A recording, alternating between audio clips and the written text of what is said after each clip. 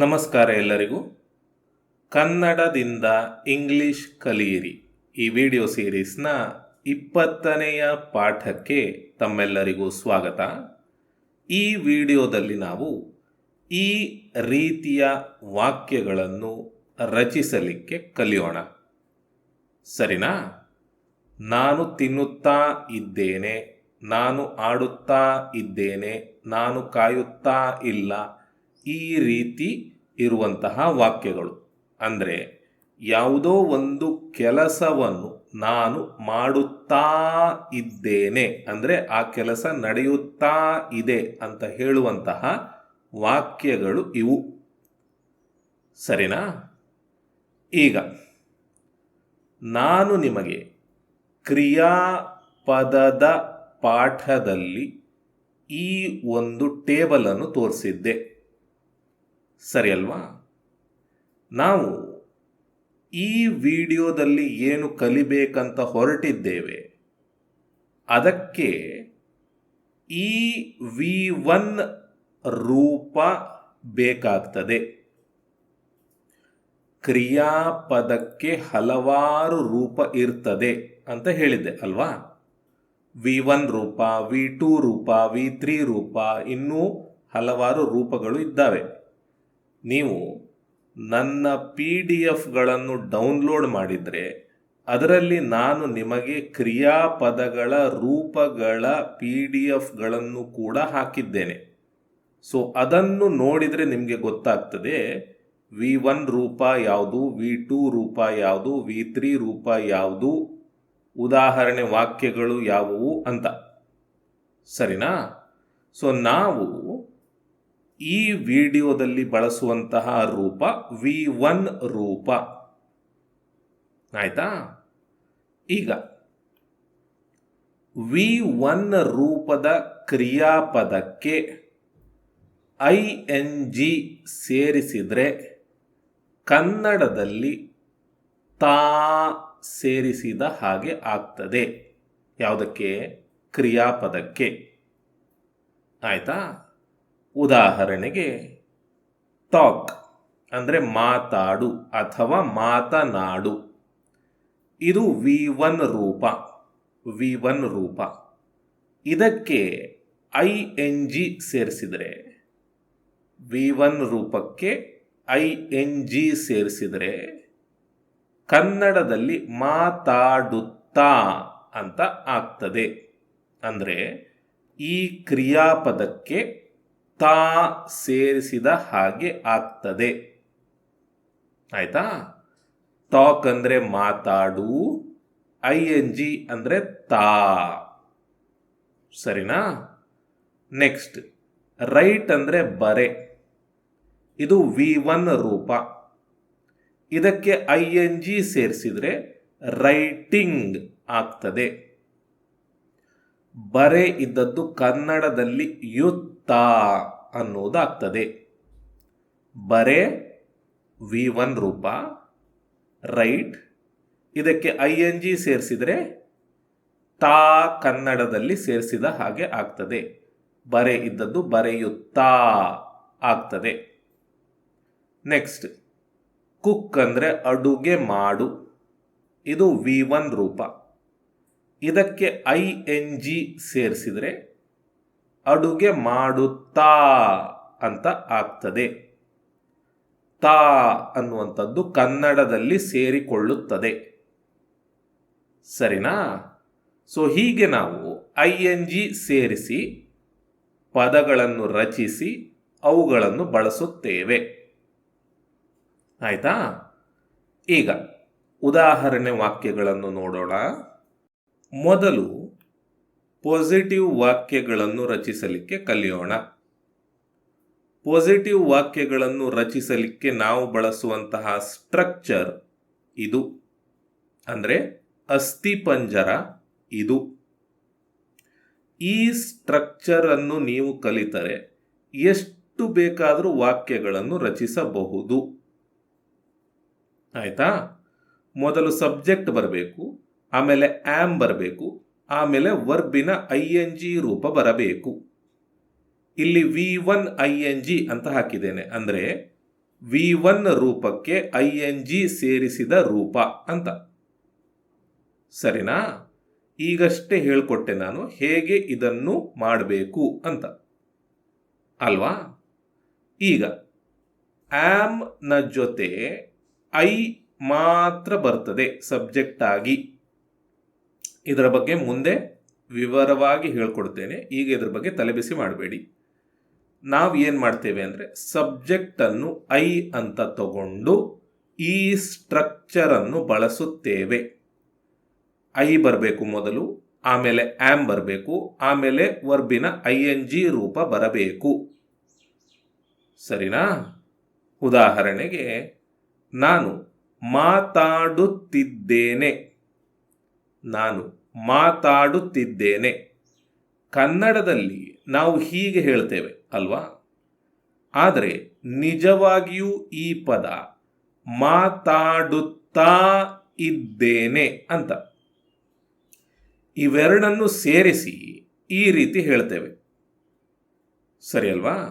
ಆದರೆ ನಿಮಗೆ ಗೊತ್ತಿರಬೇಕು ಈ ಪದ ಈ ಎರಡು ಪದಗಳು ಸೇರಿ ಆಗಿದ್ದು ಅಂತ. ಸರಿನಾ? ನೆಕ್ಸ್ಟ್, ಈ ವಾಕ್ಯದಲ್ಲಿ ಇರುವಂತಹ ಕ್ರಿಯಾಪದ ಮಾತಾಡು ಅಂತ. ಮಾತಾಡು ಅನ್ನೋದಕ್ಕೆ ಟಾಕ್ ಅಂತ ಹೇಳ್ತೇವೆ. ಟಾಕ್. ಸರಿನಾ?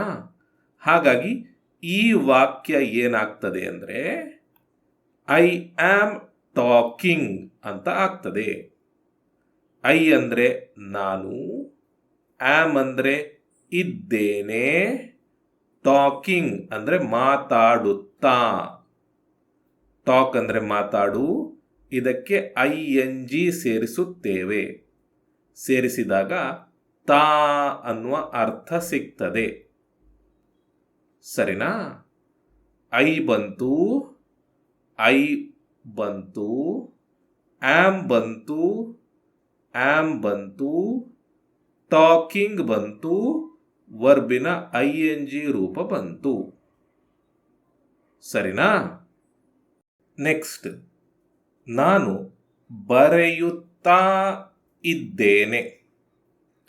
ನಾನು ಬರೆಯುತ್ತಾ ಇದ್ದೇನೆ. ವಾಕ್ಯದಲ್ಲಿ ಇರುವಂತಹ ಕ್ರಿಯಾಪದ ರೈಟ್.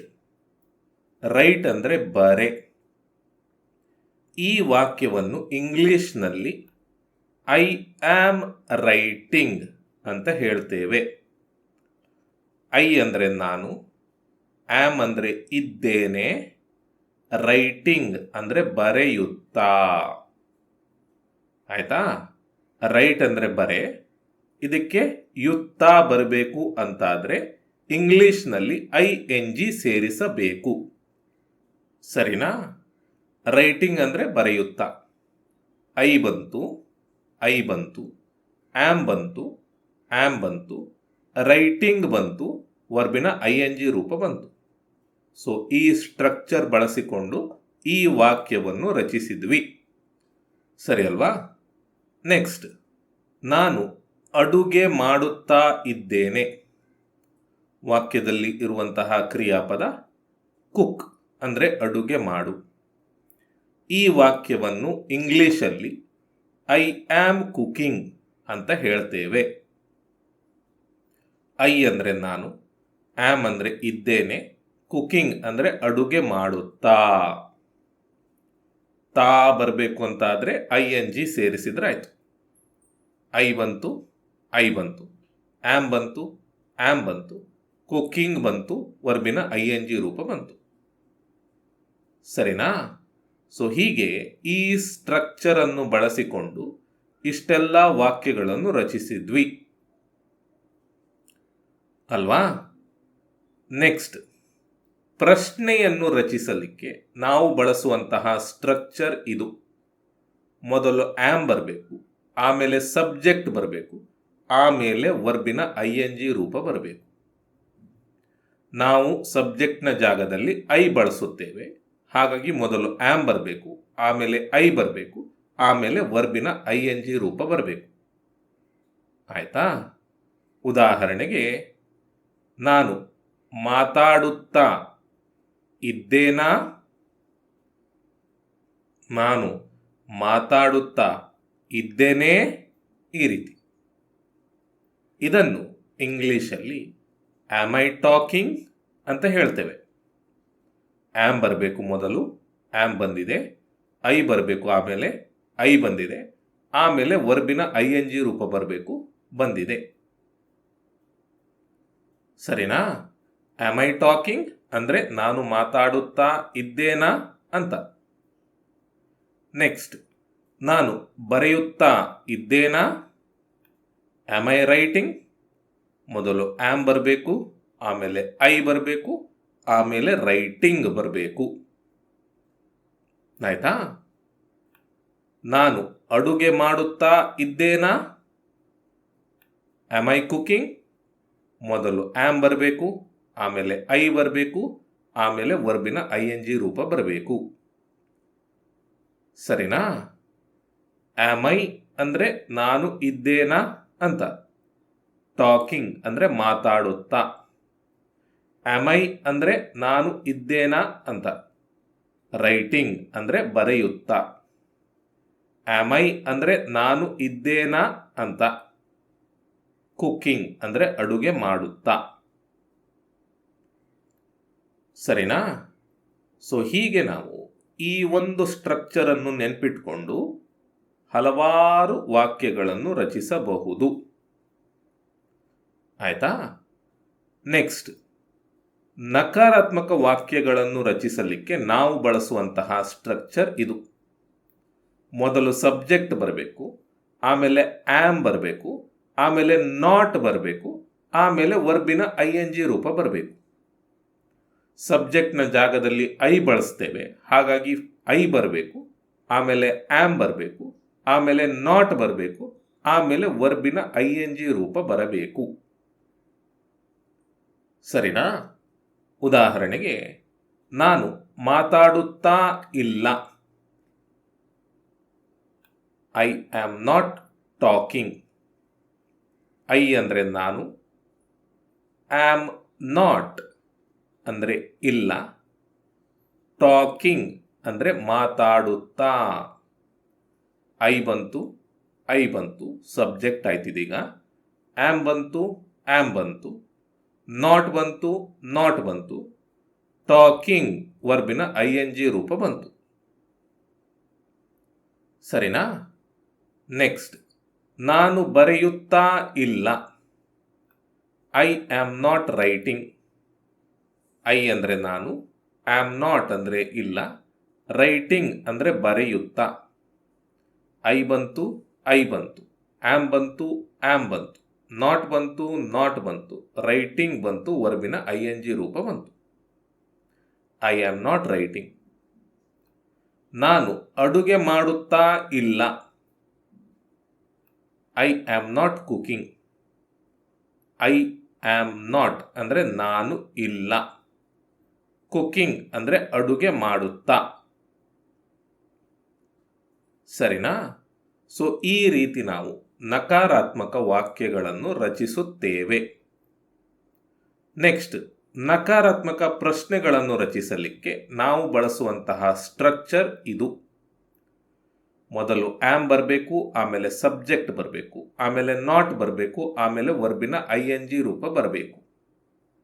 ಸಬ್ಜೆಕ್ಟ್ ನಾವು ಬಳಸುವಂಥದ್ದು ಐ, ಹಾಗಾಗಿ ಮೊದಲು ಆಮ್ ಬರಬೇಕು, ಆಮೇಲೆ ಐ ಬರಬೇಕು, ಆಮೇಲೆ ನಾಟ್ ಬರಬೇಕು, ಆಮೇಲೆ ವರ್ಬಿನ ING ರೂಪ ಬರಬೇಕು. ಉದಾಹರಣೆಗೆ, ನಾನು ಮಾತಾಡುತ್ತಾ ಇಲ್ಲವೇ,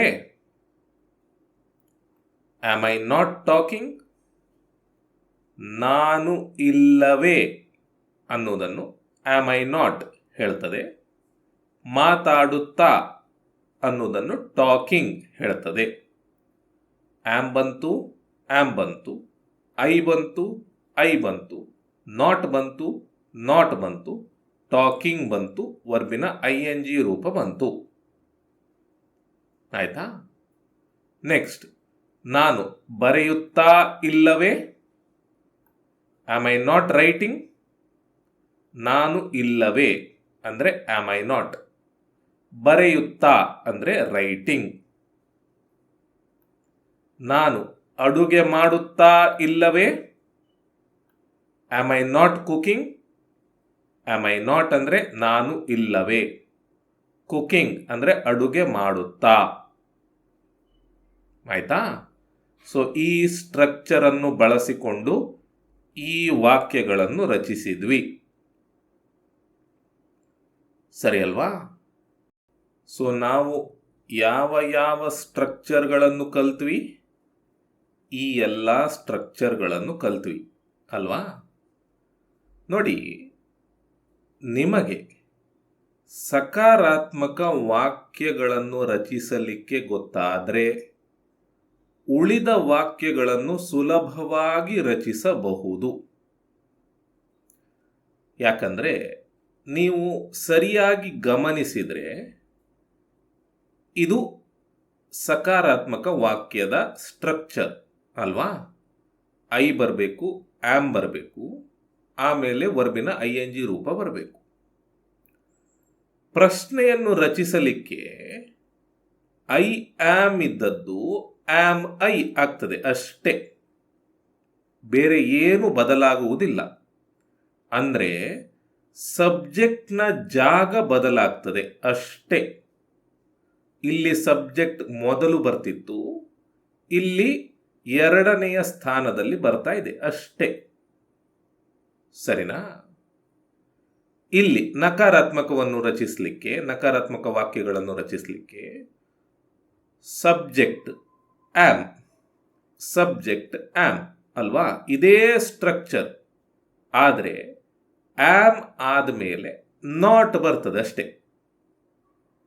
ಸಬ್ಜೆಕ್ಟ್ ಆಮ್ ವರ್ಬಿನ ING ರೂಪ, ಇಲ್ಲಿ ಸಬ್ಜೆಕ್ಟ್ ಆಮ್ ನಾಟ್ ವರ್ಬಿನ ING ರೂಪ.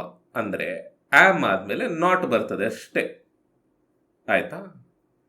ಇಲ್ಲಿಂದ ಇಲ್ಲಿಗೆ ಹೋಗುವಾಗ, ಅಂದರೆ ನಕಾರಾತ್ಮಕ ವಾಕ್ಯಗಳಿಂದ ನಕಾರಾತ್ಮಕ ಪ್ರಶ್ನೆಗಳಿಗೆ ಹೋಗುವಾಗ ಪುನಃ ಸಬ್ಜೆಕ್ಟ್ನ ಜಾಗ ಬದಲಾಗ್ತದೆ ಅಷ್ಟೇ.